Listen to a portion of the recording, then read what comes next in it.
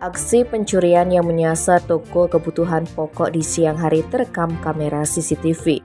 Peristiwa yang menyasar toko Ready Mekar Nadi di Dusun Kelampok, Desa Tamblang, Kecamatan Kubu Tambahan ini membuat pemilik rugi 2 juta rupiah. Peristiwa itu diperkirakan terjadi pada Senin 19 Juni sekitar pukul 14 WITA.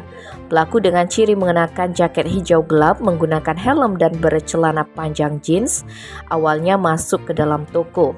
Sedangkan sepeda motornya sengaja diparkir di sisi timur toko. Dalam rekaman terlihat jika pelaku memasuki toko sembari mengawasi keadaan di sekitar. Ia juga sempat mengendap-endap di balik rak barang. Begitu merasa aman, pelaku langsung mendekati areal kasir dan membuka laci berwarna biru yang tidak terkunci. Selanjutnya pelaku dengan mudah mengambil sebuah tas hitam yang di dalamnya berisi uang senilai 2 juta rupiah. Begitu sukses mengembat dompet, pelaku langsung berjalan keluar toko dan menggeber motornya. Pemilik toko Lodeni Aryoni tak menampik jika dirinya menjadi korban pencurian. Saat peristiwa itu terjadi, Deni memang sedang menyetrika di dalam toko. Hanya saja jarak antara meja kasir dengan tempatnya menyetrika tak lebih dari 5 meter. Untuk memastikan dompet tersebut, ia pun akhirnya membuka rekaman CCTV yang terpasang di areal toko. Alangkah terkejutnya, rupanya ada orang yang masuk ke areal toko dan mengambil uang yang berada di dalam laci.